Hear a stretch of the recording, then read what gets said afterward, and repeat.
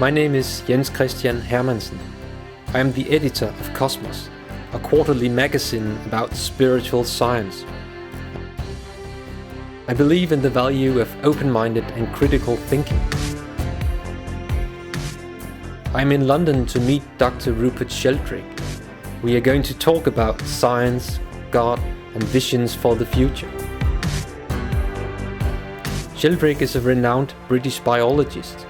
He's the author of more than 80 scientific papers and 10 books. He has previously been ranked among the top 100 global thought leaders. But he's also a controversial figure. He is part of a group of scientists and philosophers who are currently exploring the intersection between science and spirituality.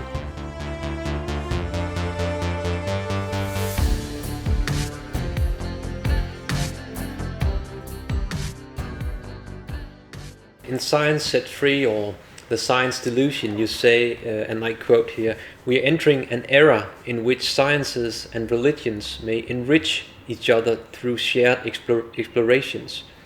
Where do you see us 10, 15, 20 years from now? Do you see a new worldview emerging? A new post-materialist, holistic worldview emerging?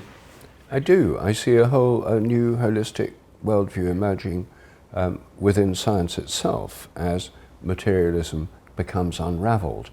I mean, a lot of the dogmas of 20th century materialist science are already coming undone within science itself. Thanks to the Human Genome Project, we now discover that genes only explain 5 to 10% of the heredity of most characteristics like height or proneness to disease. People used to think it would reveal that genes controlled almost all of heredity. We now have something called the missing heritability problem. Genes don't explain anything like as much as people thought they did. I myself think that a lot of that problem can be solved by morphic resonance, which is a form of inheritance that's not in the genes. Also, we've had the discovery or rediscovery of the inheritance of acquired characters, so-called Lamarckian inheritance, where organisms can inherit what their parents experienced or learned or adapted to, their adaptations or learning, turn out in some cases to be hereditary. This was a huge taboo in 20th century science. It was a terrible heresy in Western biology. It was official in Soviet biology, which polarized the debate even more. But it's now been rebranded epigenetic inheritance, and it's one of the hottest topics in biology. And because there can now be this inheritance of acquired characters, it leads to a completely new view of evolution. Now it's called the extended evolutionary synthesis. Old-style neo-Darwinism, it's all about genes, gene populations, and selective selection of genes that randomly mutate. That plays a part in inheritance and evolution, but it's no longer the dominant explanation it seemed when Richard Dawkins wrote his book, The Selfish Gene. That's terribly old-fashioned now, and biology has moved on. Philosophy of mind is moving on from old-style dogmatic materialism. That's why we have this revival of panpsychism within science. So I think in all these ways, there's a more holistic view emerging within science. And through the scientific study of spiritual experiences, which I discuss in my recent book, Science and Spiritual Practices, there's an engagement of science with these realms of conscious experience, traditionally which are traditionally in the realm of religion, which is enriching our understanding of spiritual experiences and creating a new relationship between science and spirituality. Before, they were completely separate and often hostile. Now, we have thousands of scientists saying, well, let's find out what happens when people meditate. What happens when people spend time in nature and feel a connection with nature? What does it do to their health, their heartbeat, their stress levels, etc.? And these studies show that being in nature is good for you. The Japanese call it forest bathing, and there's now a lot of evidence that this is, all these things have beneficial effects. In a lecture that you gave some years ago, you mentioned a movement called Anatheism. Do you see some perspectives in that movement? Is that a way forward? Well, Anatheism, ana means back to, or returning to, or again. So Anatheism is returning to faith or recognition of God after being an atheist. And I think actually that certainly describes my own path. I mean, the view I have of God today is not the view I was brought up with. It's related to it, but it's a kind of post-atheist view of God, which involves rediscovering many of the aspects of experience and faith in God. And I think that because so many people are atheists today, or have been influenced by atheism, that anatheism is probably going to be an important social movement in Europe. Most people are not actually atheists. I mean, in Britain, about 13% of the population are atheists. About another 20% are agnostics or non-religious. About 45% of the population are non-religious.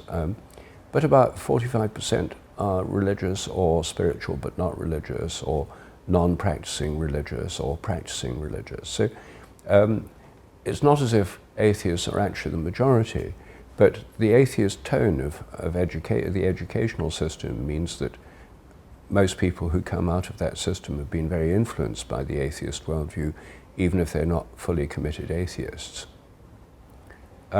So I think anatheism is it's going on all around us. It's happening. The spiritual but not religious movement, which is very big, it's not even really a movement, it's just lots of people searching for something beyond. They may not call it God, they may call it the absolute or greater consciousness, or often they say, well, whatever you call it, not bothered with the name, whether you call it God or not. But the idea there's a consciousness beyond our own is what underlies all these different movements. We live in a world at a time when humanity is faced with defining challenges. Do you see your work as contributing with new solutions to the problems that face the world today, or at least some of these problems? Well, I'd like to see what I'm doing as constructive and helping us move forward in a positive way. I mean, there's lots of people trying to move science in a more holistic direction, particularly in the realm of holistic medicine. I mean, there are thousands of practitioners, tens of thousands, working in traditions which integrate spirit and soul and body rather than just treating the body, which is what mechanistic medicine does. So I think there's within medicine there's a movement towards a more holistic view, and I think a more holistic view of science will help that process. The growth of these spiritual practices like meditation and other spiritual practices in modern societies is also helping in this more holistic view, and I hope that my own approach to this might be helpful for some people in showing a way forward. And I think that breaking out of the materialist dogmatic belief system is very, very important for science, because that dogmatic belief system and that attitude to nature ultimately underlies the ecological crisis. And you know, this is not just an academic issue. The way we relate to the world, the greater world and our environment, is a matter of actual survival of humanity or not. And by treating nature as nothing but a collection of raw materials for economic exploitation, the world is nothing but a mechanical system of unconscious matter, which is the whole modern worldview, which is expressed by every government in the world through the ideology of economic growth and development. This is I think, self-destructive course for humanity. So I think the more we can wake up and come to our senses and have a better relationship to nature, it's not just an academic luxury, It's a matter of necessity. How would a new holistic post-materialist worldview change that? Would that affect our relationship with nature, for example?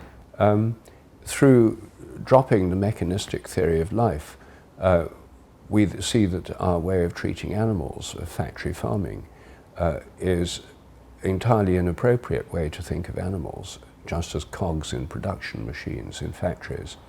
And hopefully that would lead to many people changing their diets and changing our farming methods.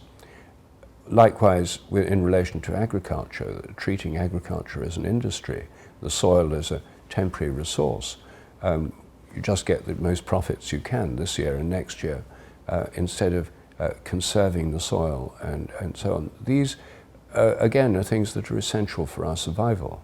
And the way they're driven at the moment is through this ideology of life as machinery, factory farming, genetic engineering, industrial agriculture. I mean, the very words tell you the framework from which that thinking is coming. And we need to go beyond all those things. It's particularly interesting at the moment. There's a huge upsurge of vegetarianism and veganism in Britain at the moment. I don't know if it's happening in Denmark or in other countries, but it's really big here, and many people are doing it because they want to have a lifestyle that doesn't have so much negative impact on the earth. Of course, the long-established growth of organic food is part of that same movement. But one of the most destructive things for the planet is this large-scale cultivation of animals for meat, because it's highly inefficient in terms of use of resources. It's also very bad for the animals grown in these industrial production systems.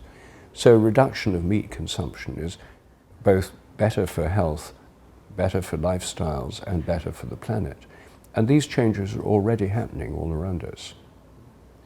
Rupert Sheldrake, thank you very much for your time. It's been a pleasure talking with you. Well, thank you. Thanks a lot. Good. Well, that covers rather a lot of topics. Yes. Yes. In the 1970s, Sheldrake was a rising star in the academic world. He had published articles in leading scientific journals. He could have chosen a more conventional career. Instead, he went off to India to explore a holistic vision. I'm fascinated by Sheldrake, by his courage and open-mindedness. The interview was produced by Kosmos Magazine. For all our articles, videos and podcasts, please visit us at kosmosmagazine.net.